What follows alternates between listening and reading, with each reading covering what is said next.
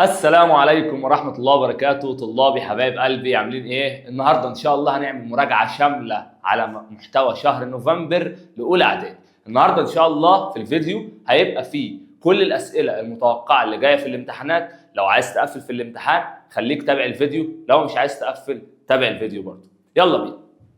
بص يا شباب، النهارده ان شاء الله هنبدأ بالأسئلة المتوقعة اللي عليكم. انت ان شاء الله الامتحان هيجي لك من الوحدة الثانية والروابط اللي هي في الوحدة الأولى. طب تعالى بقى نبدأ مع بعض.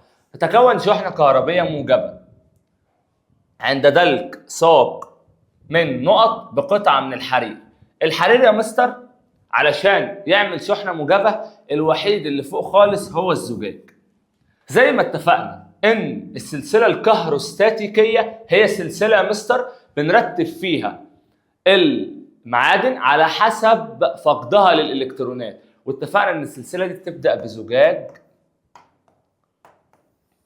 وتحت الزجاج شعر، وتحت الشعر خشب، وبعد كده جلد صناعي، وبعد كده بقى نكمل عندك حرير، صوف، قطن، ورق، ابونايت. طيب اللي فوق لو دلكت واحد فوق اهو وواحد تحت، اللي فوق ده شحنه موجبه واللي تحت ده شحنه سالب. طب تعالى كده نشوف. ادي الحرير اهو، الحرير يعمل شحنه موجبه مع مين؟ الحرير يعمل شحنه موجبه مع الزجاج. الزجاج يبقى تتكون شحنه موجبه عند دلك ساق من نقط بقطعه من الحرير. الشحنه الموجبه دي لو على الحرير يبقى نعمل من ابونايت، لو الشحنه الموجبه دي هتتكون على حاجه ثانيه يبقى نعمل من الزجاج. عند دلك ساق من الابونايت بالحرير تنتقل الالكترونات من الحرير الى الابونايت، لان الحرير اهو هيبقى موجب والابونايت اهو هيبقى سالب. يتم شحن ساق من نقط بشحنه كهربيه ساكنه عند دلكها وبشرط عزل الجزء الممسوك باليد. ما دام شرط العزل ده يبقى ماده موصله. مين الماده الموصله الوحيده؟ طبعا الحديد. السلسله الكهروستاتيكيه هي ترتيب بعض المواد حسب سهوله فقدها للالكترونات. تستخدم نقط لحمايه المنشآت والمباني من ضربات الصواعق وهي مانعه الصواعق. يستخدم نقط او جهاز نقط في الاستدلال على الحاله الكهربائيه وهو جهاز الالكتروسكوب اللي هو اسمه الكشاف الكهربي. تقاس الشحنة الكهربائية الضعيفة بجهاز اسمه كولوميتر اللي اخترعه العالم كولوم، وطبعا عارفين ان الشحنة الكهربائية الضعيفة دي وحدة قياسها الكولوم. من اشكال المغناطيس الصناعي كله ما عدا حجر المغناطيس، لان الابرة صناعي والقضيب صناعي وحدوة الحصان صناعي والحلقة كمان صناعي. الوحيد اللي طبيعي وهو حجر المغناطيس اللي تم اكتشافه في مدينه اسمها ايه؟ مغنيسيا باليونان. نقط من المواد المغناطيسيه. والله يا مستر المغناطيسيه زي الكوبلت. طيب بصوا يا شباب، لما يجي يقول لي اكتب المصطلح العلمي، ركز معايا، اكتب المصطلح العلمي. مواد تنجذب للمغناطيس، ما اقولوش حديد ولا اقول له نيكل ولا اقول له كوبلت، لا، اقول له مواد مغناطيسيه ما دام اكتب المصطلح العلمي. طيب سؤال زي كده يبقى انا هختار الكوبلت مثلا او الكوبلت. من المواد غير المغناطيسيه هو الالومنيوم. طبعا الالومنيوم والنحاس والفضه والذهب كل ده غير مغناطيسيه. خلي بالك عشان في سؤال صح وغلط ممكن يجي يقول لي ينجذب كل المواد للمغناطيس، طبعا غلط. او كل المعادن، طبعا غلط برضو. أداة تستخدم قديمة لتحديد الاتجاهات، قلنا البوصلة. تزداد قوة المغناطيس عند القطب أو القطبين اللي هو الجانب يعني. قطبين المغناطيس القوة المغناطيسية فيهم كبيرة جدا، عكس المنتصف اللي القوة المغناطيسية فيها ضعيفة. تتزاحم خطوط المجال المغناطيسي عند القطب الشمالي والجنوبي. تتجه خطوط المجال المغناطيسي من نقط إلى نقط، من القطب الشمالي إلى القطب الجنوبي. ده المغناطيس. طب والكهربي؟ من الشحنة الموجبة إلى الشحنة السالبة. طيب أكمل العبارات الآتية: عند دلك ساق من الأبونيت بقطعة من الصوف يكتسب الساق شحنة، ساق الأبونيت يكتسب شحنة سالبة، بينما تكتسب قطعة الصوف شحنة موجبة. وده طبعا حسب السلسلة الكهروستاتيكية اللي هي ترتيب المواد تبعا لسهولة فقدها للإلكترونات. الشحنات الكهربائية المختلفة يحصل لها إيه؟ قال لي تتجاذب، زي موجب وسالب، يحصل ما بينهم على طول تجاذب، واتفقنا إن الشحنة بتخرج من الموجب تروح للسالب. بينما المتشابهة تتنافر. الشحنات الكهربائية المتراكمة على أسطح الأجسام تعرف بالكهرباء الساكنة أو الكهروستاتيكية. الأجسام التي يمكن شحنها بشحنة كهربائية ساكنة يمكن أن تكون مصنوعة من مواد غير موصلة زي البلاستيك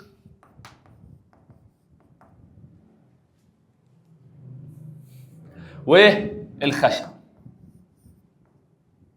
طبعا مش دول بس، الورق، القطن، الصوف. السلسلة الكهروستاتيكية هي ترتيب بعض المواد حسب سهولة فقدها للإلكترونات، عشان كده بدأنا بالزجاج اللي هو أسهل واحد بيفقد. من مواد السلسلة الكهروستاتيكية الدالك، قال لي مثلا عندي الصوف والحرير والقطن والجلد الصناعي. تقاس الشحنات الكهربائية الضعيفة بجهاز اسمه كولوميتر على اسم العالم كولوم. عند طلاء المعادن بطريقة الطلاء الكهروستاتيكي يتم شحن الجسم المراد طلاؤه بشحنة سالبة، ورذاذ الطلاء بشحنة موجبة، وده اسمه الطلاء الكهروستاتيكي. وده يا مستر بيعمل حاجتين: طبقة منتظمة، وكمان بيعمل لي تقليل إهدار مادة الطلاء. نظام يستخدم لحماية المباني من ضربات الصواعق مانعة الصواعق. تبدأ خطوط القوى الكهربية من الشحنة الموجبة إلى الشحنة السالبة. خطوط القوى الكهربية هي خطوط وهمية، وخطوط المجال المغناطيسي هي خطوط وهمية. تنتهي خطوط القوى الكهربية على أسطح الأجسام المعدنية المشحونة ولا تخترقها، ما بتعديهاش. جهاز الإلكتروسكوب اسمه الكشاف الكهربي. خليك معايا عشان احنا هنحل كتير، وكل الأسئلة دي إن شاء الله يجي لك منها أسئلة في الامتحان كتير قوي. طيب، يستخدم الإلكتروسكوب في الاستدلال على حالة الجسم. هل الجسم ده مشحون ولا غير مشحون؟ وكمان تحديد نوع الشحنة عن طريق لو زاد الانفراج موجبة، لو قل الانفراج سالبة. من أشكال المغناطيس الصناعي القضيب المغناطيسي وحدوة حصان وحلقة أو إبرة. المغناطيس له قطبان شمالي وجنوبي. الشمالي طبعا N والجنوبي S، نورث وساوث. تكون قوة جذب المغناطيس أكبر عند القطبين، يبقى عند القطبين قوة الجذب كبيرة جدا، وبتقل بالاقتراب من المنتصف. تصنع علبة البوصلة من البلاستيك أو النحاس. والكلام ده ليه؟ ليه بنصنع علبة البوصلة من البلاستيك أو النحاس؟ حتى لا تنجذب الإبرة المغناطيسية، لأن أنا مثلا لو صنعتها من الحديد الإبرة هتنجذب فيها وأنا عايزها حرة الحركة. البوصلة عبارة عن إبرة مغناطيسية حرة الحركة مثبتة عند منتصف البوصلة. عند تعليق المغناطيس تعليقا حرا يأخذ اتجاه الشمال والجنوب. يرمز للقطب الشمالي N والقطب الجنوبي S. عند تجزئة المغناطيس إلى عدة أجزاء فإن كل جزء يكون مغناطيس جديد. الأقطاب المغناطيسية إيه بقى اللي بتتنافر؟ قال المتشابهة، بينما الأقطاب المختلفة تتجاذب، وده اسمه قانون التجاذب والتنافر.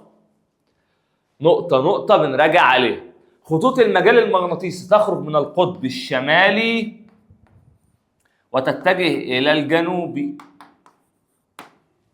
طيب القوة المؤثرة على سقوط التفاحة على الأرض طبعا هي قوة الجاذبية.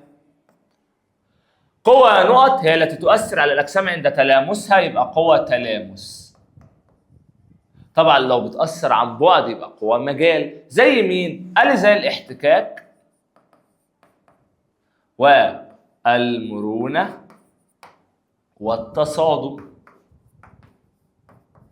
الاحتكاك محتاج تلامس، التصادم محتاج تلامس، والمرونة محتاجة تلامس. يعبر عن قوة الجاذبية الأرضية بخطوط مالها؟ قال لي خطوط مجال الجاذبية أو خطوط قوى الجاذبية. كلما زادت الكتلة زاد التجاذب، الجاذبية تزيد لما الكتلة تزيد. كلما زادت المسافة قلت قوى الجاذبية.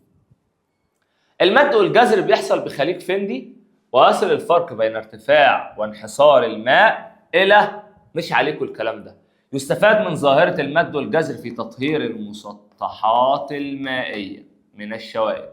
يمكن استخدام ظاهرة المد والجزر في توليد الكهرباء. تتكون الثقوب السوداء عندما ينكمش نجم ضخم في نهاية حياته. تتميز الثقوب السوداء بقوة جاذبية هائلة، عنده قوة جاذبية هائلة لدرجة إن الضوء لا يستطيع الهروب منه. نقط هي قوة التجاذب بين أي جسم يدور في الفضاء في مسار منحني حول مركزه. إيه هي يا مستر؟ قال لي هي الحركة المدارية. الحركة المدارية. خليك بقى معايا وركز.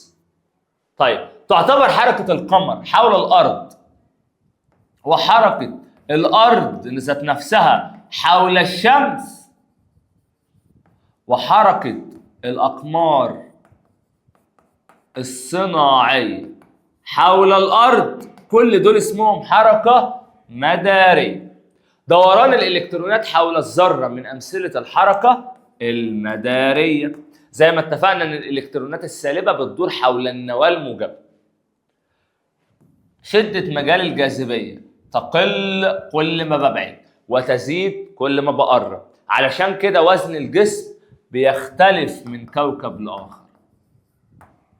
يستخدم نقط لقياس الوزن الميزان، وطبعا عندنا الميزان الزنبركي. وحدة قياس الوزن هو النيوتن. طب وحدة قياس الكتلة كيلو جرام أو جرام. الوزن بيساوي الكتلة في الجاذبية. جسم كتلته 500 جرام، فإن وزنه علما بأن شدة مجال الجاذبية 10، هنضرب 500 في 10 هيدينا 5000، بس هنا مديهولي بالجرام، أحوله الأول للكيلو جرام. هضرب 500 في 1000. خلاص؟ طيب جسم وزن هقسم قصدي 500 على 1000، معلش من صغير لكبير بنقسم. جسم وزنه 50 نيوتن، فإن كتلته هنقسم ال 50 على 10 هيدينا 5. خطوط القوى الكهربية حقيقية وتتقاطع مع بعضها؟ طبعا غلط، طبعا هي وهمية ولا تتقاطع. تبدأ خطوط القوى الكهربية عند الشحنة الموجبة وتنتهي عند الشحنة السالبة، صح. لا تخترق خطوط القوى الكهربية لأسطح الأجسام المعدنية المشحونة، صح. خطوط المجال القوى المغناطيسية وهمية وتتقاطع، غلط، لا تتقاطع. تبدأ خطوط القوى المغناطيسية من القطب الشمالي إلى الجنوبي، صح. تتزاحم خطوط المجال المغناطيسي عند القطبين وتتباعد بالابتعاد عنهم، صح. الشحنات الكهربائية المتراكمة على أسطح الأجسام عند فقدها أو اكتسابها للإلكترونات اسمها الكهرباء الساكن. طيب اكتب ما تدل عليه العبارة أو اكتب المصطلح العلمي. السؤال ده مهم جدا جدا جدا وبيوقع ناس كتير، فخليك معايا وركز. ترتيب بعض المواد حسب سهولة فقدها للإلكترونات دي اسمها السلسلة الكهروستاتيكية. كده كده الوحدة دي إن شاء الله سهلة وبسيطة. الجهاز المستخدم في قياس الشحنات الكهربائية الضعيفة اللي بيقيس كولومتر، اللي هو اخترعه العالم كولوم. نظام يستخدم لحماية المباني والمنشآت مانعة الصواعق، وخلي بالك عشان دي جاية إن شاء الله في الامتحان. المنطقة المحيطة بالشحنة الكهربية ويظهر فيها تأثيرها، ما دام محيطة بالشحنة يبقى مجال كهربي. خطوط وهمية توضح المسار الذي تتخذه شحنة موجبة صغيرة حرة الحركة موضوعة فيه.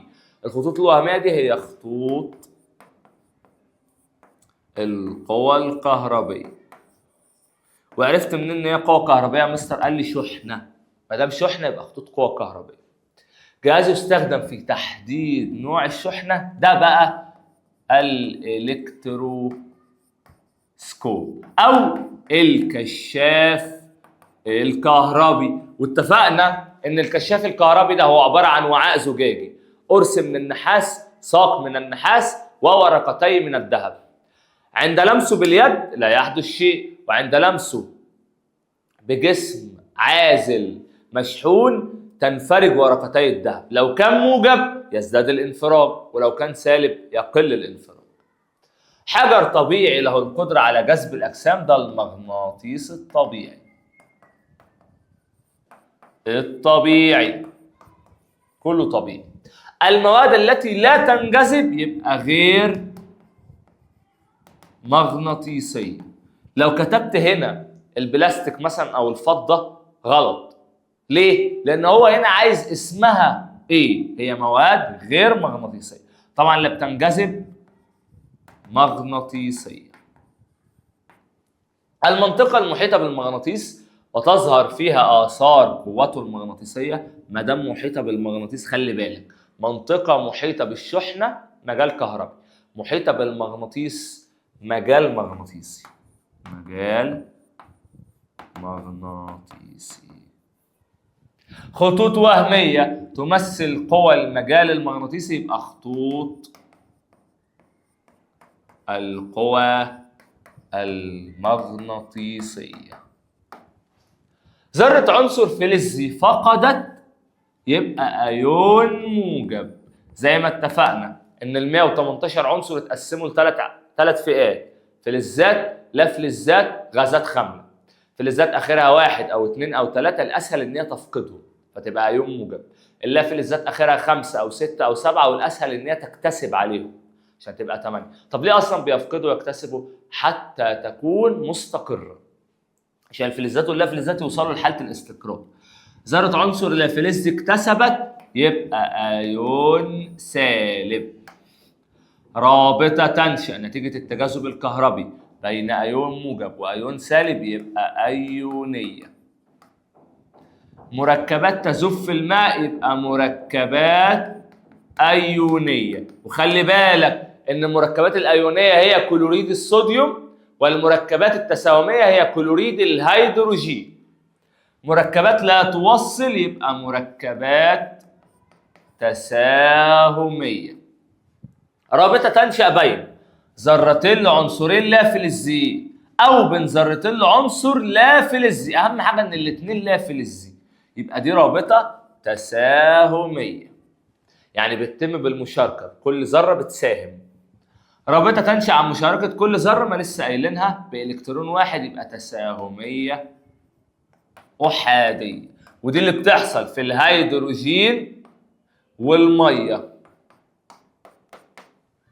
تمام؟ رابطة تنشأ. طيب رابطة تنشأ عن مشاركة كل ذرة بإلكترونين. ما دام إلكترونين تبقى تساهمية ثنائية. طيب رابطة تنشأ عن مشاركة كل ذرة ب3 إلكترونات يبقى تساهمية ثلاثية. الثنائية دي بتحصل فين؟ قال لي في الأكسجين. طب والثلاثية في النيتروجين.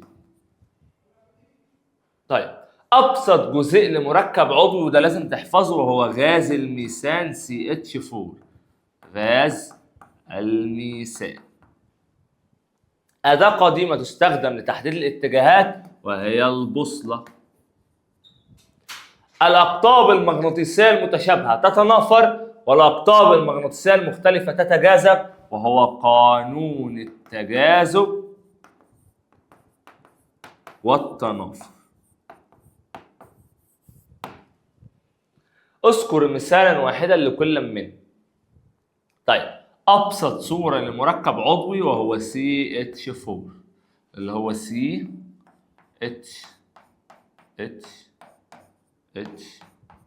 ودي الطريقة اللي احنا قلنا الكربون بيرتبط بيها.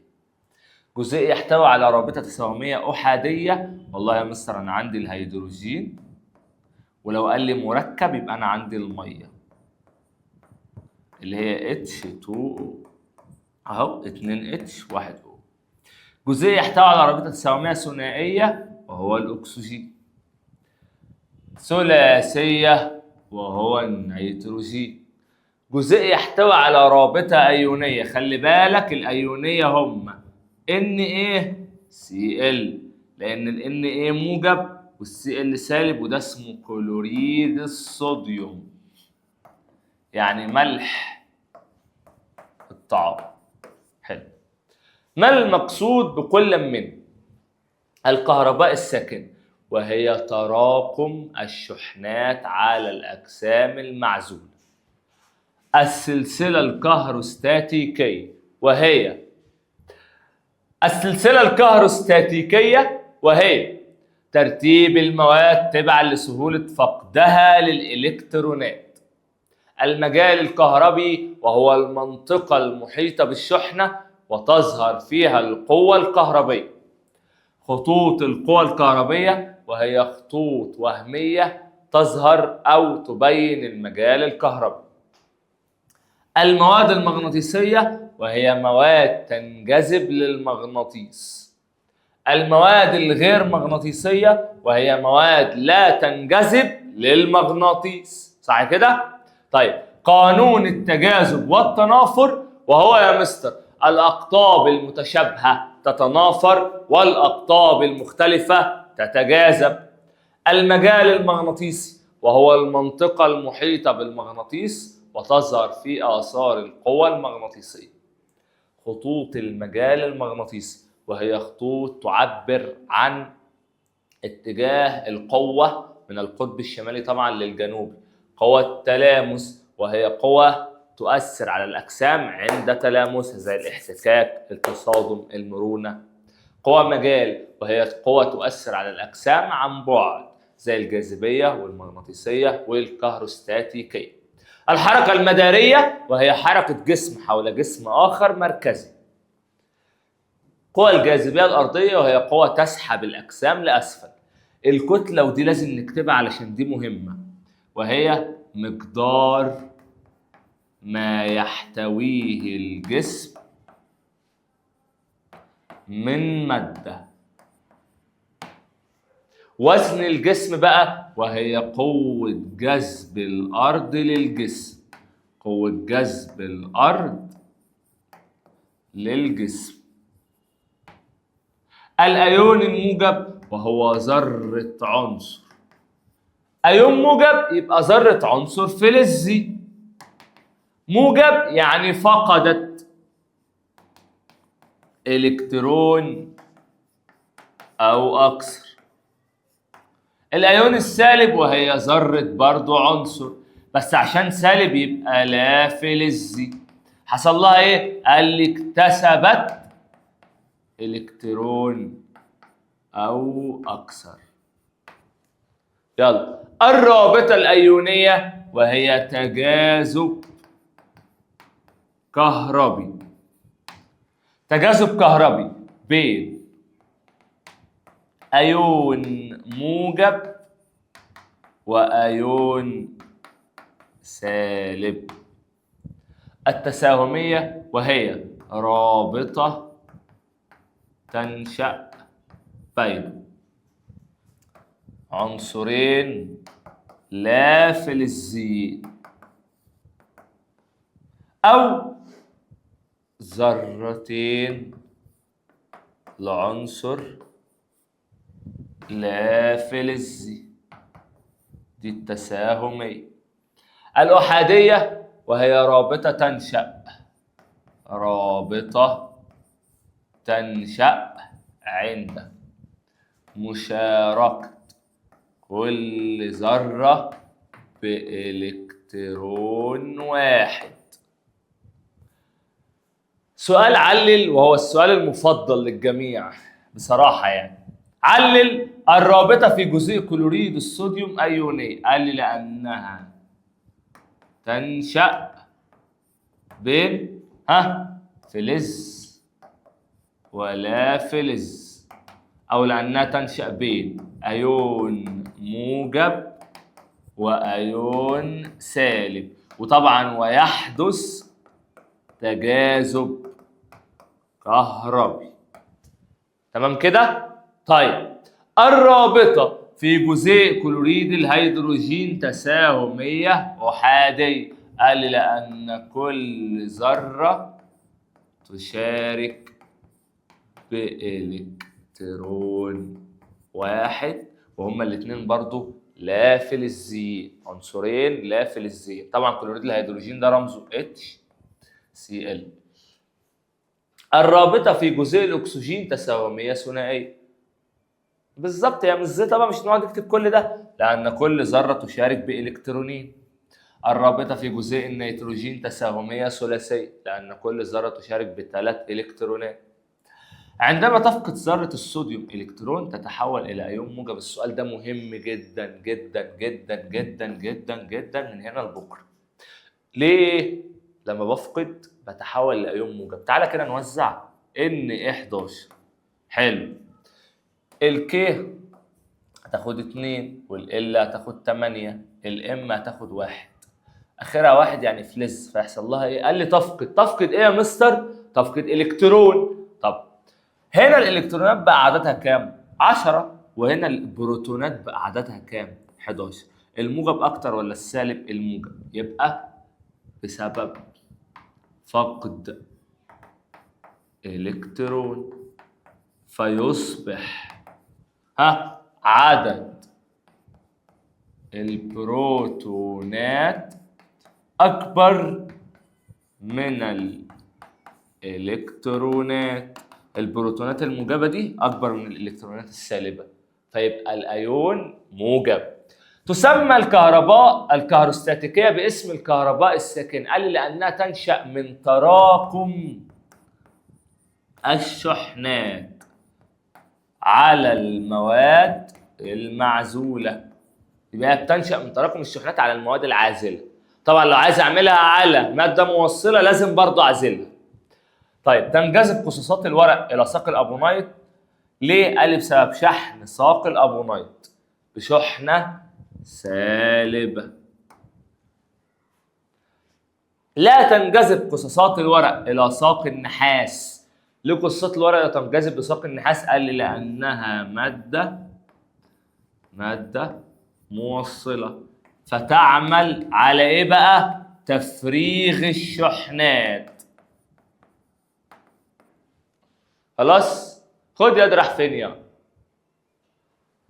لمس كرسي كشاف كهربي باليد قبل استخدامه. قال لي لا يحدث شيء لأن الإيد غير مشحونة. تتدلى من سيارات نقل الوقود سلاسل معدنية تلامس الأرض. ليه يا مستر؟ قال لي لتفريغ الشحنة اللي هيصنعها مين؟ قال لي الوقود. الوقود طول ما هو ماشي في العربية فبيقعد يعمل احتكاك مع جدران العربية، فالاحتكاك ده ممكن يولد عنه كهرباء ساكنة أو ممكن يعمل شحنة. الشحنة دي ممكن يا مستر نسحبها عن طريق الأسلاك أو السلاسل دي.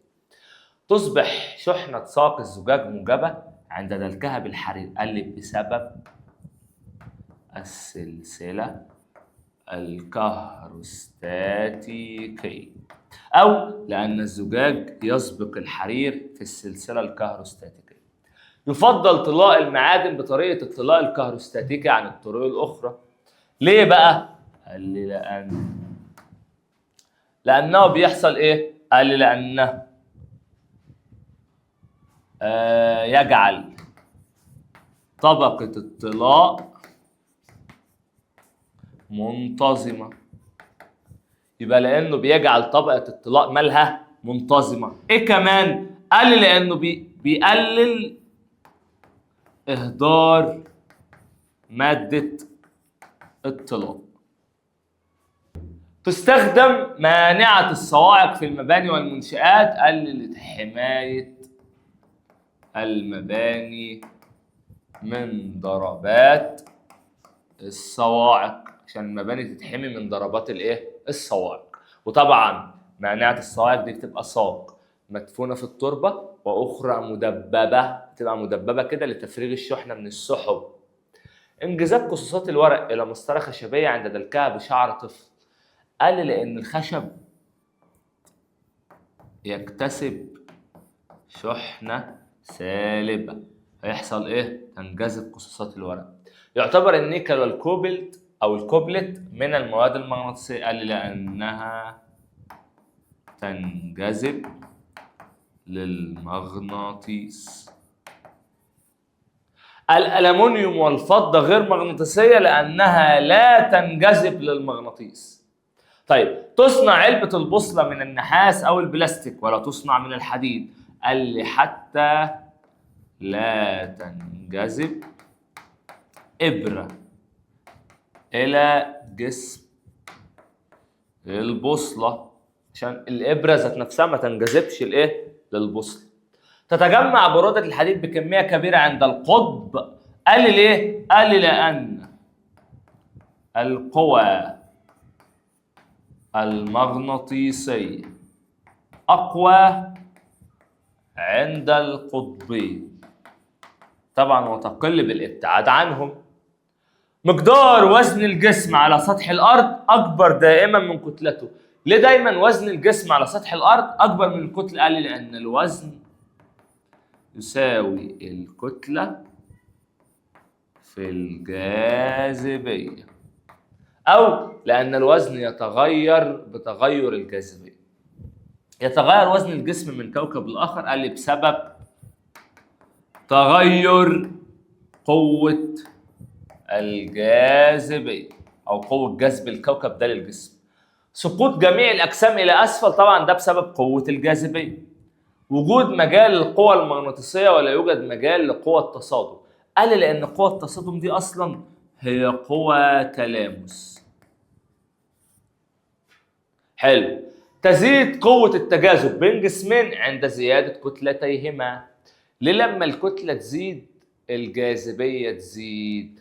قال لي والله يا مستر قوة التجاذب بتزيد عند زيادة الكتلة. قال لي لأن بزيادة أو لأن قوة الجاذبية يحصل لها إيه؟ قال لي تتناسب طرديا مع الكتلة. وزن الجسم على سطح الأرض أكبر من وزن الجسم على سطح القمر. قال لي لأن كتلة الأرض أكبر من كتلة القمر. ينعدم وزن الجسم. قال لي بسبب انعدام الجاذبية. طبعا أنت نفسك يحصل كده. الرابطة في جزيء الماء تساهمية أو حادية. قال لي لأن كل ذرة تشارك بإلكترون واحد. عندما يفقد الفلز إلكترونا يتحول إلى أيون موجب. لسه قايلها. عندما يكتسب الهالوجين، وخلي بالك الهالوجين دي اللي هي اللافلزات، اللي هي مجموعة الهالوجينات اللي هي 7 اللي هي في الفئة B، صح كده؟ طيب. ليه لما بتكتسب إلكترونا يتحول إلى أيون سالب؟ تعالى نعمل زي ما عملنا فوق. أدي Cl17 الك هتاخد 2 والL8 والام 7. 7 لا فلزات هتحتاج ايه؟ قال لي هتحتاج الكترون زياده عشان تكتسب. حلو، اكتسبت وبقت 8، الالكترونات بقى عددها 18 والبروتونات بقى عددها 17، يبقى السالب هو الاكثر. قال لي لان عدد الالكترونات السالبه اكبر من البروتونات الموجبه. يمكن أن تتكون رابطة بين ذرتي كلور ولكن لا يمكن أن تتكون رابطة بين ذرتي صوديوم. قال لي لأن بين ذرتي كلور يحدث رابطة تساهمية باللافلزات لأنها بتشارك بذرة. طيب المركبات الأيونية متعادلة الشحنة. قال لي لأنها تتكون من أيون موجب وأيون سالب. ماذا يحدث عند، خلي بالك علل معناها ليه، ماذا يحدث يعني ايه اللي هيحصل. دلك ساقين من الابونايت بقطعه من الحرير وتقريبهم من بعضهم. الاتنين ابونايت يحصل تنافر، حتى لو انا مش فاكر الشحنه اللي هتتكون هتبقى ايه. هو يحدث تنافر لان الابونايت هيدي سالب، سالب وسالب يحصل تنافر. طيب ما دام الساقين من نفس الماده يحصل ايه؟ تنافر. تعليق ساق من الابونايت بعد دلكها بالحرير وتقريب ساق من الزجاج. قال لي يحدث تجاذب. طبعا الزجاج هيبقى موجب والابونايت هيبقى سالب. تعليق ساق من الابونايت بعد دلكها بالحرير وتقريب ساق من الزجاج غير مدلوكه. قال لي لا يحدث شيء. ليه؟ قال لي لانها غير مدلوكه، ما عملهاش كهرباء ساكنه فمش هيحصل عليها شحنه فبالتالي مش هيحصل شيء. لمس كرسي كشاف كهربي مشحون باليد برضه لا يحدث شيء. تقريب ساق الزجاج مشحونه بشحنه موجبه من كشاف مشحون بشحنه سالبه. قال لي يحصل ايه؟ قال لي يحصل زياده انفراج ورقتي الذهب. تقريب ساق الابونات مشحونه بشحنه سالبه. قال لي يقل انفراج ورقتي الذهب. عند تقريب مغناطيس الى خريط من برادة حديد وخراطة من النحاس. قال لي تنجذب برادة الحديد لانها مواد مغناطيسية. غمز مغناطيس في قطعة او في علبة بها برادة حديد. ايه اللي يحصل؟ قال لي اولا تتجمع البرادة، ركز يا ولد، تتجمع البرادة فين؟ قال لي عند القطبين. ركز عشان تقفل بقى. عند تعليق مغناطيس تعليقا حرا من منتصفه. قال لي يتخذ اتجاه ثابت ناحية الشمال والجنوب. يبقى هيحدد لي الشمال والجنوب وده اللي بيحصل جدع في البوصلة. تقريب القطب الشمالي من قطب شمالي آخر تنافر. الجنوبي من قطب شمالي تجاذب. عند تقريب مغناطيس إلى خليط من برادة حديد وخراطة فضة تنجذب برادة الحديد والفضة لا لأنها مواد غير مغناطيسية. تجزئة المغناطيس الواحد إلى عدة أجزاء. إيه اللي يحصل لما جزأ المغناطيس لعدة أجزاء؟ قال لي أولاً يتخذ كل جزء مغناطيس جديد. يبقى يكون كل جزء مغناطيس إيه؟ جديد. تقريب القطب الجنوبي من قطب جنوبي آخر يحدث تنافر. عدم وجود جاذبية. قال لي يحدث عدم استقرار الأجسام على سطح الأرض. مش هيحصل، هيبقى فيه يا مستر احنا هنطير لما الجاذبية دي تزيد. مش احنا بس، كل البيوت، لأن كل الكلام ده أي حاجة على الأرض ليها كتلة الجاذبية هي اللي مثبتها. زيادة الكتلة بالنسبة للجاذبية. قال لي تزداد الجاذبية. زي ما اتفقنا ان الجاذبية لما الكتلة تزيد الجاذبية تزيد. طب ايه كمان؟ قال لي لما المسافة تزيد الجاذبية تقل. نقص المسافة اهي تقل الجاذبية. نكمل. اكمل البيانات على الرسم. دي ساق نحاس، قصدي قرص نحاس، لا مؤاخذة، قرص نحاس. حلو. ودي قال لي وعاء زجاجي. طب ودي قال لي ساق نحاس، ودول ورقتي ذهب. اسمه ايه ده؟ قال لي اسمه الكشاف الكهربي. فيما يستخدم قال لي في تحديد نوع الشحنة. قارن بين الأيون الموجب والأيون السالب من حيث التعريف. الأيون الموجب هو ذرة عنصر فلزي فقدت إلكترون أو أكثر. السالب هو ذرة عنصر لا فلزي اكتسبت إلكترون أو أكثر. من حيث عدد الإلكترونات، عدد الإلكترونات في الأيون الموجب أقل من عدد البروتونات، في الأيون السالب أكبر من عدد البروتونات. عدد البروتونات في الأيون الموجب أكبر من الإلكترونات، في الأيون السالب أقل من الإلكترونات. عدد مستويات الطاقة، قال لي والله يا مستر في الأيون الموجب أهو إن 11 2 8 1 3 مستويات أهو، لما نلغي ده هيبقى مستويين، يبقى عدد المستويات في الأيون أقل من الذرة. طيب في الأيون السالب تعالى كده 2 8 7 7 ده هياخد واحد يبقى 8، كانوا 3 مستويات بقوا 3 مستويات برضو، يبقى الأيون السالب يساوي عدد المستويات في الذرة. طيب فاكر إن إحنا كده خلصنا؟ لا لسه هنكمل. المركبات الأيونية والمركبات التساهمية من حيث الذوبان في الماء. الأيونية تذوب في الماء، التساهمية لا تذوب في الماء. درجة الانصهار، الأيونية درجة انصهارها عالية زي الملح، والتساهمية درجة انصهارها منخفضة. الأيونية درجة غليانها عالية والتساهمية درجة غليانها منخفضة. توصيل الكهرباء، الأيونية محاللها، يعني المركبات الأيونية لما تتحط في مية توصل الكهرباء، التساهمية لا توصل. طيب الكتلة والوزن، الكتلة هي مقدار ما يحتويه الجسم من مادة.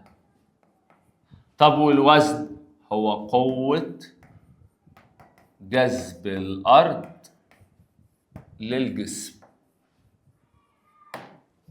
الكتلة ثابتة لا تتغير من مكان لآخر، أما الوزن يتغير على حسب تغير الجاذبية.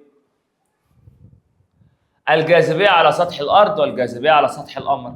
قال إن الجاذبية على سطح الأرض، على سطح القمر قصدي، سدس الجاذبية على الأرض. سدس يعني 1/6. يعني نفترض وزن أنا 50 نيوتن، وزني على القمر أضرب 50 نيوتن دي في سدس. خلاص، عشان أجيب وزني على القمر. الجاذبية على الأرض 10، الجاذبية على القمر تقريبا 2/10 لما نضرب 10 في سدس. طيب هل كده يا مستر احنا خلصنا؟ لا، هنكمل. نيجي بقى بعد كده ليه تميل ذرات نقط الى فقد الكترونات. مين اللي بتفقد؟ قال لي الفلزات. طيب احنا عايزين بقى نغير القلم ايه عشان الناس ما تزهقش.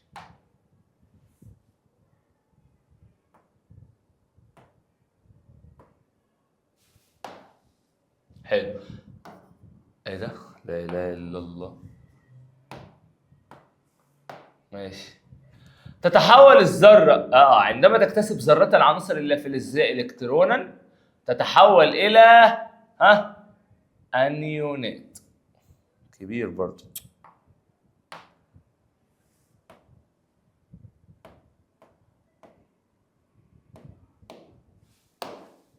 عندما تكتسب الذرة أو تتحول الذرة إلى أيون إيه؟ عندما تكتسب تبقى أيون سالب. تكتسب أيون سالب. عند تحول الذرة إلى أيون فإن عدد إيه اتغير؟ عدد الإلكترونات. عدد مستويات الطاقة في أيون الصوديوم أقل من عدد مستويات الطاقة في ذرته، زي ما قلنا 2 8 1، الواحد اختفى بقى 2 8 بس، بقى 2 بس. عدد البروتونات في الأيون السالب بيساوي عدد الإلكترونات الموجودة في مستويات الطاقة. في الأيون السالب هتساوي عدد المستويات الموجودة. عدد الإلكترونات في أيون عنصر عدد الذري 13 هو، تعال نقول 13 في الأيون هتبقى عدد الإلكترونات 10. ليه يا مستر؟ قال لي لأنه هيفقد 3، لأن آخره 2 8 3، آخره 3 فهيفقد 3 فيبقى عدد الإلكترونات 10. طبعا هو بيقول لي في الأيون العنصر الذي عدده الذري نقط يكون رابطة أيونية مع الأكسجين O8. تعالى كده نوزع O8 2 6، يبقى كده هو محتاج إلكترونين. مين بقى اللي يقدر يديله إلكترونين هنا؟ قال ال 12. ما الصيغة الجزيئية للمركب الناتج من ارتباط A من فلزات الأقلاء يعني آخر واحد أحادي مع عنصر B من المجموعة 6A يعني ثنائي. وزي ما اتفقنا يا شباب إن مثلا A اهو أحادي وB اهو ثنائي 2 وهنا 1 نبدل يبقى ال A2B أهي A2B. ينتج عن الترابط الأيوني جزيئات، الترابط الأيوني مركبات فقط، التساهمي مركبات وعناصر. طب ليه مركبات فقط؟ قال لي يا مستر لأنها تنشئ بين عنصرين، عنصر فلزي وعنصر لا فلزي 2. تنشأ الرابطة التساهمية بين ذرتي عنصرين لا فلزي. الرابطة في جزيء الماء رابطة تساهمية مالها في المية أحادية. عندما ترتبط أكسجين مع ذرتين هيدروجين يتكون المية اللي هي H2O. الرابطة في جزيء النيتروجين تساهمية ثلاثية. الرابطة في جزيء كلوريد الصوديوم أيونية عشان ده موجب وده سالب. طيب الرابطة في جزيء كلوريد الهيدروجين تساهمية أحادية. في جزيء الميثان ترتبط ذرة الكربون بأربع ذرات هيدروجين بروابط تساهمية أحادية. يجب أن يحتوي المركب العضوي على عنصر الكربون. لازم المركب العضوي يكون فيه عنصر كربون وهيدروجين زي الميثان. ترتبط ذرات نقط مع بعضها في سلاسل مختلفة الكربون. أي مما يلي يعبر عن ترابط أيوني. أيوني يعني موجب وسالب. طيب هنا ده غلط مع ان ده موجب وسالب، بس ده يا مستر ازاي فقط؟ ده كده ده اللي اكتسب لان ده الموجب، ما ينفعش الموجب يكتسب. هنا دي تساهمية. طب دي قال لي دي أيونية. عناصر مستقرة لاكتمال مستوى الطاقة الخارجي بالإلكترونات. ايه العناصر المستقرة عشان اكتمال مستوى الطاقة الخارجي؟ قال لي الغازات الخاملة. بص يا سيدي عشان ما اكدبش عليك الغازات الخاملة دي هي غازات نبيلة. ليه؟ عشان ما بترتبطش، غازات محترمة كده. فمستوى الطاقة الأخير بتاعها ماله؟ مكتمل يعني فيه 8. كل العناصر بتحاول توصل للغازات الخاملة دي. طب الفلزات عشان توصل بتفقد، واللا فلزات عشان توصل بتكتسب. طب بيوصلوا ليه؟ عشان يبقوا مستقرين، ما يقعدوش يلفوا حوالين نفسهم كده. تمام؟ ذرة عنصر فلزي فقدت إلكترون أو أكثر أثناء التفاعل الكيميائي. الفلزي فقدت يبقى أيون موجب. ذرة عنصر لا فلزي اكتسبت يبقى سالب. ركز بقى، تجاذب كهربي بين أيون موجب وأيون سالب وهو ترابط أيوني. رابطة تنشأ بين ذرتين عنصرين لا فلزيين عن طريق المشاركة يبقى تساهمية. ما دام بيساهم أو بيشارك يبقى تساهمية. رابطة كيميائية تشارك كل ذرة بإلكترون واحد يبقى يا مستر أحادية. طبعا تساهمية أحادية. إلكترونين ثنائية. 3 إلكترونات ثلاثية.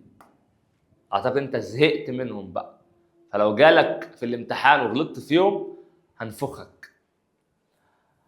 مركبات معظمها لا يذوب يبقى مركبات تساهمية، لأن الأيونية الملح والملح بيدوب. مركبات محاللها توصل للكهرباء وهي مركبات أيونية. مركبات كيميائية تحتوي جزيئاتها على ذرات الكربون وهي عضوية. تختلف جزيئات المواد في نوع وعدد الذرات وطريقة ارتباطها. يؤدي اختلاف ترابط الذرات ببعضها إلى اختلاف الخواص الفيزيائية والكيميائية. من أنواع الترابط الكيميائي ترابط تساهمي وترابط أيوني. درجة انصهار المركبات الأيونية عالية، التساهمية منخفضة. تنشأ الرابطة نقط ما دام تجاذب يبقى رابطة أيونية، وتجاذب إيه؟ كهربي.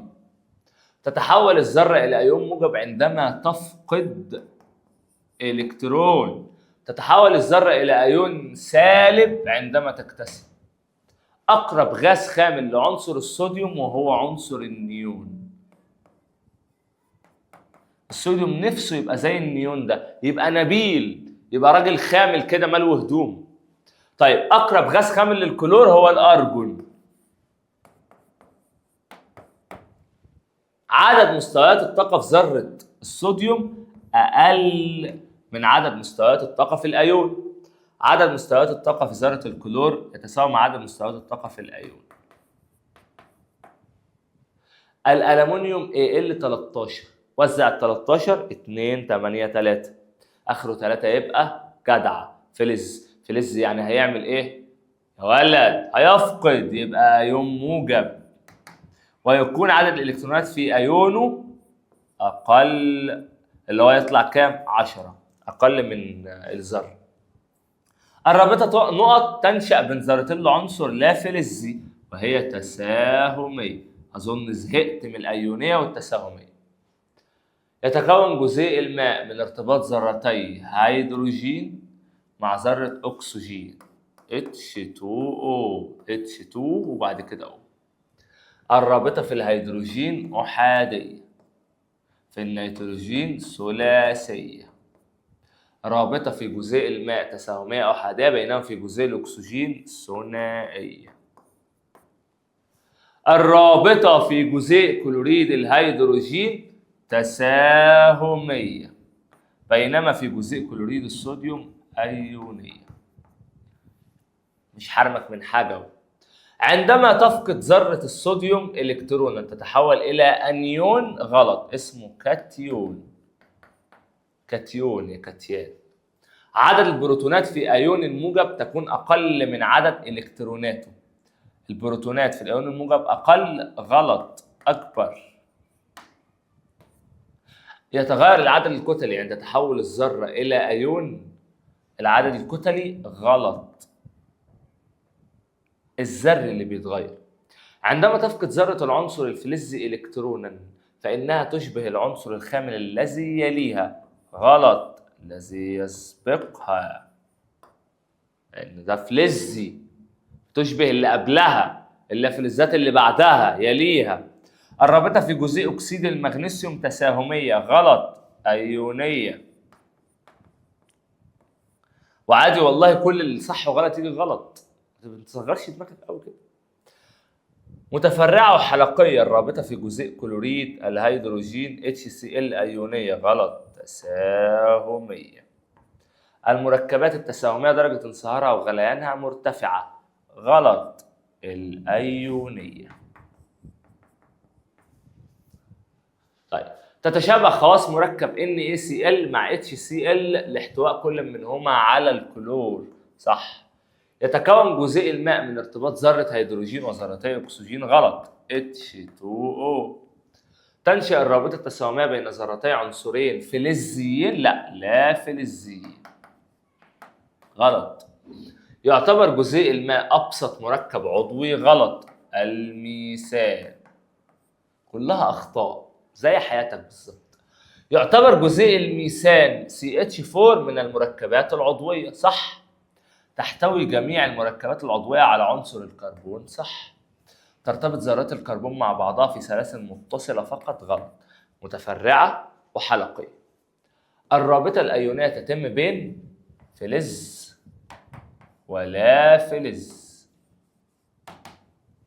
الرابطة التساهمية تتم بين فلزين، لا فلزين. الرابطة في جزيء كلوريد البوتاسيوم تساهمية، غلط، أيونية. درجة انصهار المركبات الأيونية عالية. الرابطة بين عناصر المجموعة الستة وعناصر المجموعة السبعة أيونية، الستة والسبعة غلط، تساهمية، لأن الاتنين لا فلزين. الرابطة في جزيء الصوديوم، لا، الأكسجين. الرابطة، معلش استحمل، الرابطة بين الكربون والأكسجين في جزيء الميثان تساهمية أحادية، لا، بين الكربون والهيدروجين. يحتوي المستوى الأخير في أيون النيتروجين على 2 5. يحتوي المستوى الأخير في الأيون على 8 مدام أيون. أقرب غاز خامل لذرة الصوديوم هو النيون. الصوديوم Na11 لما يفقد واحد يبقى 10، يبقى شبه ده، نيون 10. ما نوع الرابطة في كل مما يأتي؟ كلوريد الصوديوم أيونية اللي هو NaCl. كلوريد الهيدروجين تساهمية. المية تساهمية.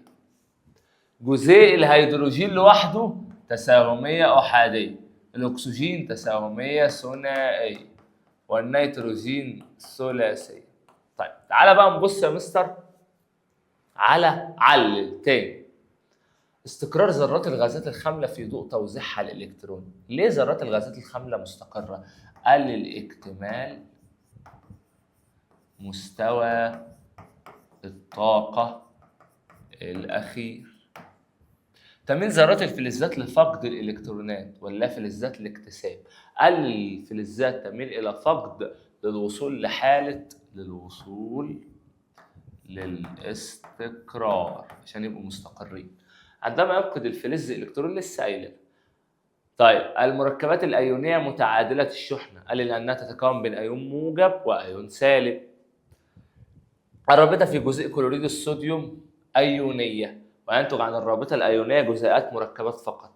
للرابطة في جزيء كلوريد الصوديوم أيونية، قال لأنها تنشأ بين أيون موجب وأيون سالب. المواد التي تتراكم عليها الشحنة الكهربائية بشرط أن يكون الجزء المشحون معزول، وهي مواد موصلة للكهرباء. اكتب المصطلح العلمي. شحن جسمين غير مشحونين يبقى شحن قال لي بالدلك، ما دام الاثنين غير مشحونين. جسم غير مشحون وجسم مشحون تلامس، شحن بالتلامس. الشحنات المتراكمة على أسطح الأجسام وهي الكهروستاتيكية. ترتيب المواد تبعا دي السلسلة الكهروستاتيكية. المنطقة المحيطة بشحنة كهربائية ويظهر فيها تأثيرها وهي المجال الكهربي. خطوط وهمية توضح المسار التي تتخذ شحنة موجبة صغيرة حرة الحركة موضوعة فيه وهي خطوط المجال الكهربي.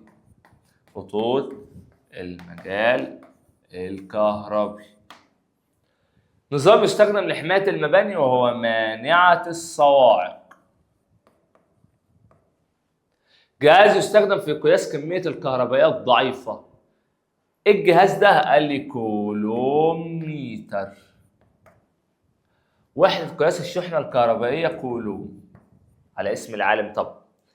جهاز يستدل على حالة الكهربائية للجسم ونوع الشحنة ده الكشاف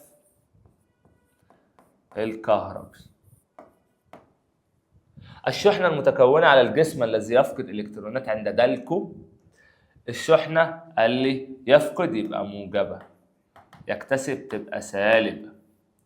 تتكون شحنة كهربية موجبة عند دلك ساق من نقط بقطعة من الحرير زي ما اتفقنا الزجاج. يتم شحن ساق من نقط بشحنة كهربائية ساكنة عند دلكها وبشرط عزل الجزء، عزل يبقى موصل. السلسلة الكهروستاتيكية هي ترتيب بعض المواد حسب سهولة فقدها للإلكترونات. عند دلك الأبونايت بالحرير تنتقل الإلكترونات من الحرير إلى الأبونايت. عند دلك مسطرة من الخشب بقطعة من القطن تتولد قوة كهربية بينهم. مع نوع الشحنة المتكونة على المسطرة خشب وقطن، يبقى الخشب هيبقى موجب والقطن هيبقى سالب. حلو، يحصل ايه؟ قال لي موجبة ويحصل تجاذب. يستخدم لحماية زي ما قلنا 500 مرة مانعة الصواعق. يستخدم جهاز نقط في الاستدلال على الحالة، يبقى الإلكتروسكوب أو الكشاف الكهربي. تقاس شحنة كهربية ضعيفة بجهاز كولوميتر. الشحنة بالكولوم. أكمل عن طريق الدلك أو التلامس. السلسلة الكهروستاتيكية هي فقدها للإلكترونات. طيب، الأجسام التي يمكن شحنها بشحنة موجبة ساكنة يجب أن تكون مصنوعة من مواد غير موصلة زي الورق والزجاج مثلا. عند دلك ساق زجاج بقطعة من الجلد فإن الزجاج يفقد والجلد يكتسب. عند دلك ساق من الأبونايت بقطعة من الصوف تكتسب الساق شحنة سالبة. أي حاجة عامة هتدلك الأبونايت هي اللي هتكتسب موجبة والأبونايت سالبة والصوف موجبة. الشحنات الكهربائية المختلفة قلنا تتجاذب والمتشابهة تتنافر. الشحنات الكهربائية المتراكمة على أسطح الأجسام تعرف بالكهرباء الساكنة. عند طلاء المعادن بطريقة الطلاء الكهروستاتيكي يتم شحن الجسم المراد طلاؤه بشحنة كهربية. المراد طلاؤه بشحنة كهربية سالبة والرذاذ موجبة. نظام يستخدم طبعا مانعة الصواعق. تبدأ خطوط القوى الكهربية من الشحنة الموجبة وتنتهي عند السالب. طيب نكمل. نيجي بقى نعلل علشان نخلص منها. تسمى الكهرباء الكهروستاتيكية باسم الكهرباء الساكنة. قال لأنها تنشأ من تراكم الشحنات الكهربية على الأجسام المعزولة أو العازلة. خصوصات الورق الصغيرة إلى ساق الأبونايت قال لي بسبب شحن ساق الأبونايت بشحنة سالبة. طبعا لا تنجذب للنحاس لأنها ليه لا تنجذب للنحاس يا مستر؟ قال لي لأن النحاس مادة موصلة فهيعمل على تفريغ الشحنة. تصبح شحنة ساق الزجاج موجبة عند دلكها بالحرير. قال لي لأن الزجاج يسبق الحرير في متسلسلة أو في السلسلة الكهروستاتيكية.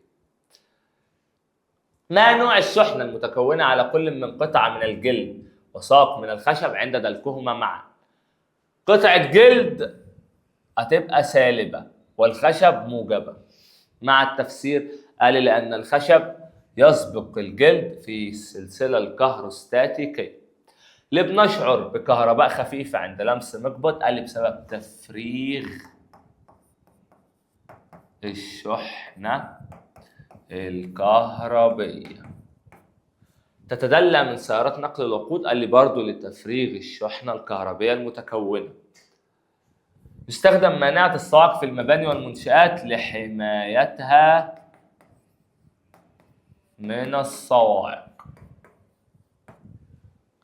يفضل طلاء المعادن بطريقة الطلاء الكهروستاتيكي. قلنا لأن بيجعل الطلاء منتظم وكمان بيجعل الطلاء منتظم وبيقلل إهدار مادة الطلاء. يمكن شحن المادة الواحدة بشحنة موجبة أو سالبة قال لي على حسب السلسلة الكهروستاتيكية. إذا تم دلك المادة بشحنة أو بمادة تسبقها في السلسلة يتكون على المادة شحنة سالبة. شحنة تليها تتكون على المادة شحنة موجبة. طيب لا تنحرف النيوترونات قال لي لأنها متعادلة. تنحرف البروتونات جهة اللوح السالب قال لي لأن البروتونات موجبة فتتجاذب مع اللوح السالب. ما النتائج المترتبة على تقريب قصاصات ورق، حتت ورق صغيرة كده من ساق أبونايت تم دلكها بالصوف؟ يحصل إيه؟ قال لي تنجذب لساق الأبونايت. دلك ساقين من الأبونايت بقطعة من الحرير وتقريبهما من بعضه. أبونايت، ساقين من الأبونايت، قال لي يحدث تنافر. زي ما قلنا ما دام الساقين من نفس المادة.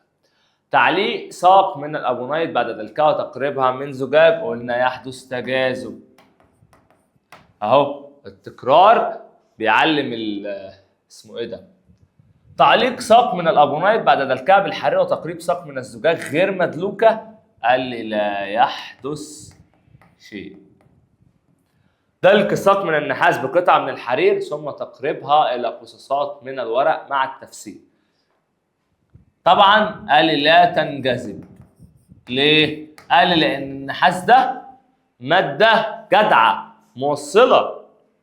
لمس كرسي الكشاف الكهربي الإلكتروسكوب باليد، قال لي لا يحدث شيء. لمس جسم غير مشحون لكرسي كشاف كهربي غير مشحون، قال لي لا تنفرج ورقتي الذهب، اللي هو لا يحدث شيء. لمس جسم مشحون بقى قال لي تنفرج يعني تبعد عن بعضها، ورقتي الذهب.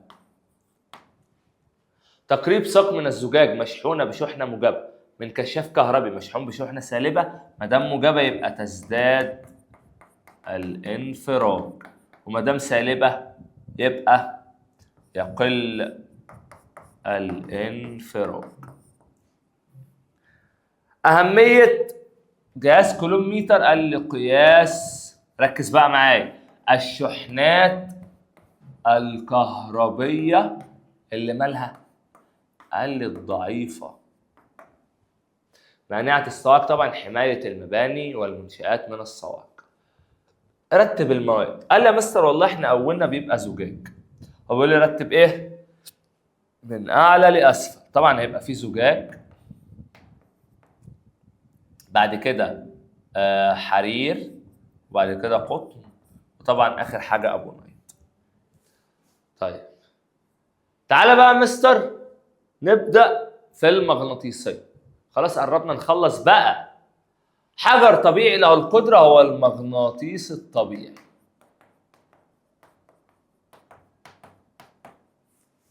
مواد لا تنجذب، قلنا غير مغناطيسيه اهي يا سيدي، غير مغناطيسية. تنجذب مغناطيسية. الأقطاب المتشابهة تتنافر والمختلفة تتجاذب، ده قانون، خلي بالك عشان ده هيجي. التجاذب والتنافر. المنطقة المحيطة بالمغناطيس يبقى مجال مغناطيسي. خطوط وهمية تمثل قوة المجال المغناطيسي، وهي خطوط القوى المغناطيسية. كلهم صناعي ما عدا حجر المغناطيس. المواد المغناطيسية طبعا الكوبالت، غير مغناطيسية الألمنيوم. أداة تستخدم تحديد الاتجاهات بوصلة. قوة المغناطيس بتزداد على الجانب أو على القطبين. تتزاحم خطوط المجال المغناطيسي عند القطبان. تتجه خطوط المجال المغناطيسي من القطب الشمالي إلى القطب الجنوبي. من أشكال المغناطيس الصناعي القضيب المغناطيسي، لسه قايلينهم، وحدوة الحصان ومثلا الإبرة والإبرة المغناطيسية. البوصلة عبارة عن إبرة مغناطيسية مثبتة عند محورها. عند تعليق المغناطيس حرا ياخذ اتجاه الشمال والجنوب. خلي بالك عشان ممكن يجي في صوب يقول لك ياخذ اتجاه الشرق والغرب، طبعا غلط، الشمال والجنوب. طيب الكلام ده كله حليناه، احنا عايزين نجيب اذكر السبب العلمي او علل. يعتبر النيكل من المواد المغناطيسيه لانه ينجذب للمغناطيس. زي ما قلنا التكرار بيعلم، جدع زي ما انت قلت كده. الالومنيوم والفضه مواد غير مغناطيسيه، قال لانه لا ينجذب للمغناطيس. تصنع علبة البوصلة من النحاس أو البلاستيك ولا تصنع من الحديد حتى لا تنجذب الإبرة المغناطيسية؟ تتجمع برودة الحديد بكمية كبيرة عند كل قطب لأن القوى المغناطيسية تزداد عند القطب وتقل عند المنتصف. تأخذ إبرة البوصلة اتجاه ثابت في المكان الواحد. ليه إبرة البوصلة بتاخد اتجاه ثابت؟ قال لي يا مستر لأنها تنجذب لمغناطيس الأرض. يستخدم خبراء الأدلة الجنائية الفرشاة المغناطيسية وبرادة الحديد للكشف عن البصمات غير الواضحة. قال لي لأن برادة الحديد دي إيه ده؟ الحديد بتعمل إيه بقى؟ قال لي تلتصق على البصمات، ولما نعرف البصمات نعرف نجيب الشخص. طبعا عند تقريب مغناطيسي من خليط برادة حديد وقرادة نحاس قلنا تنجذب الحديد. غمز مغناطيس في علبة بها برادة حديد يحصل ايه؟ قال المغناطيس او برادة الحديد تتجمع عند القطبين. عند تعليق مغناطيس تعليقا حرا من منتصفه، لما علق مغناطيس من النص كده قال لي يتخذ اتجاه الشمال والجنوب. تجزئة المغناطيس قال لي يعمل كل مغناطيس جديد أو كل جزء كمغناطيس جديد. جنوبي من جنوبي تنافر، شمالي من جنوبي تجاذب. الله ينور عليك يا ابني. طيب في الشكل المقابل يعبر عن البوصلة. في سؤال: ما أوجه التشابه بين المجال الكهربي والمغناطيسي؟ المجال الكهربي والمغناطيسي قال لي والله الكهربي يحيط بالشحنة وتظهر فيه آثار القوة المغناطيسية، والمغناطيسي يحيط بالمغناطيس وتظهر فيه آثار القوة المغناطيسية. خلاص؟ تستخدم في تحديد الاتجاهات. آخر حاجة معانا إن شاء الله وهي الجاذبية. عند تلامسها يبقى قوة تلامس، على بعد معين قوة مجال. اوعى تكتب جاذبية أو مغناطيسية، لا بنكتب اسمهم كلهم اللي هم قوة مجال. القوة اللي بتسحب لأسفل طبعا الجاذبية. حيز تؤثر فيه قوة الجاذبية وده مجال الجاذبية. خطوط تعبر وهي خطوط مجال الجاذبية. ظاهرة تبعية تحدث نتيجة لوجود تجاذب بين القمر والأرض، المد والجزر. وقلنا إن المد بيحصل هو والجزر كل 12 ساعة، يعني مرتين في اليوم. مناطق في الفضاء تتكون نتيجة الانكماش نجم ضخم وهي ثقب اسود. وخلي بالك عشان بيجي يقول لي انكماش يقول لك تجمد نجم ضخم، لا انكماش. دوران اي جسم في الفضاء هي الحركة المدارية. قوة تجاذب بين اي جسم يدور في الفضاء في مسار منحني وهي برضو الحركة المدارية. مقدار ما يحتويه الجسم من مادة دي الكتلة، وقوة جذب الأرض للجسم ده الوزن. الاحتكاك قوة تلامس، والجاذبية قوة مجال. يعني إيه تلامس؟ يعني قوة تحتاج إلى التلامس عشان تشتغل، والمجال قوة تؤثر عن بعد. يعبر عن قوة الجاذبية بخطوط قوة جاذبية. قوة الجذب تتناسب طرديا مع الكتلة وعكسيا مع المسافة. قوة الجاذبية بتأثر بين جسمين بنفس المقدار على جسمين في اتجاهين متضادين. يعني القوة الجاذبية بتأثر بنفس المقدار بس في اتجاهين متضادين عكس بعض. تحدث ظاهرة المد والجزر. يستفاد من ظاهرة المد والجزر في تطهير المسطحات المائية. يمكن استخدام ظاهرة المد والجزر في توليد الكهرباء. تتكون الثقوب السوداء عندما ينكمش نجم ضخم في نهاية حياته. طيب تعالى كده يا مستر بقى نشوف المسائل. بيقول لي جسم وزنه 50 نيوتن فإن كتلته على سطح القمر تساوي، أولا يا مستر إحنا هنجيب الكتلة بتساوي على سطح الأرض 50 على 10 هيدينا 5، فكتلته على سطح الأرض 5، فكتلته على سطح القمر 5. قوى نقط تؤثر على بعد معين المجال. من أمثلة قوى التلامس هي قوى الاحتكاك. من أمثلة قوى المجال هي قوى الجاذبية. يعبر عن خطوط قوى الجاذبية بخطوط المجال الجاذبية. العوامل المؤثرة على التجاذب وهي كتلة الجسمين والمسافة بينهما. يحدث المد والجزر بشكل دوري كل 12 ساعة مرتين في اليوم زي المضاد الحيوي كده. تحدث ظاهرة المد والجزر مرتين يوميا. يكون المد والجزر في أعلى نشاطه لما القمر يكون بدر أو محاق اللي هو منور كله أو مظلم كله. العالم اللي اكتشف إن الأجسام المادية بتتسحب هو العالم إسحاق نيوتن. وحدة قياس الوزن إن نيوتن أهي، والكتلة كيلو جرام. جسم كتلته 5 كيلو، وزنه 5 في 10 ب50. جسم وزنه 60، كتلته 6، نقسم على طول. لو مديني الكتلة عايز الوزن نضرب في 10، مديني الوزن عايز الكتلة نقسم على 10. شدة مجال الجاذبية على القمر تعادل سدس جاذبية الأرض. النسبة بين وزن الجسم عند سفح الجبل ووزنه عند قمته أقل من الواحد الصحيح، لأن الوزن بيقل كل ما ببعد عن الأرض. كلما ابتعدنا عن المركز تقل الجاذبية، وما دام هتقل الجاذبية فهيقل الوزن. حركة القمر هي حركة مدارية. طيب تعالى بقى نذكر مثال القوى المجال زي الجاذبية، التلامس زي الاحتكاك. علل وجود مجال القوى المغناطيسية ولا يوجد مجال لقوى التصادم، لأن قلنا قوى التصادم دي هي قوى تلامس. سقوط جميع الأجسام إلى أسفل بسبب الجاذبية. حدوث ظاهرة المد والجزر قال لي بسبب حدوث تجاذب بين القمر والأرض. تتكون الثقوب السوداء بسبب انكماش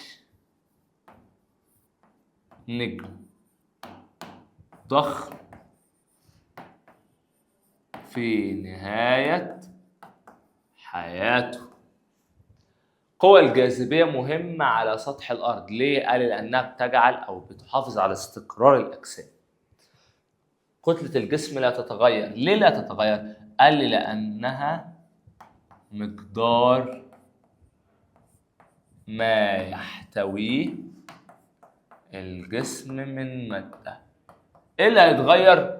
الوزن، والوزن مش زي الكتلة. الوزن حاجة والكتلة حاجة. الوزن هو قال لي ليه؟ قال لي بسبب اختلاف قوى الجاذبية.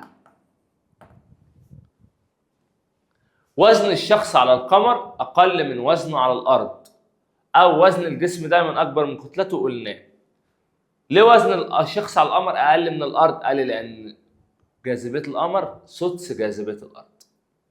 طيب تعالى بقى مستر اذكر أهمية الميزان. طبعا قياس الوزن. أهمية الجاذبية طبعا استقرار الأجسام والمد والجزر. المد والجزر توليد الكهرباء.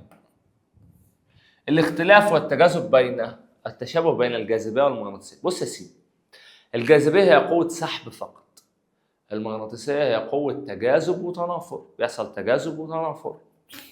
طيب فرق واحد بين المرونة والجاذبية، دي تلامس ودي مجال. وبكده يا حبيب قلبي نكون الحمد لله خلصنا مراجعة شهر نوفمبر. المراجعة دي حرفيا ما سبتش أي حاجة، حليت كل الأسئلة. إن شاء الله هتحتاجها وهتقفل بإذن الله. بعد ما الامتحان يخلص اكتب لنا درجتك تحت في الكومنتات، وهحاول أقولهم في الحصص اللي جاية. خليك معانا وتابعنا، ولو ما تتفرجش على القناه من الاول، روح هتلاقيني شارح كل الدروس اللي انت مش فاهمها وحلل عليهم كمان، وعامل لك كمان مراجعات نص منهج. روح اتفرج عليها، والسلام عليكم ورحمه الله وبركاته.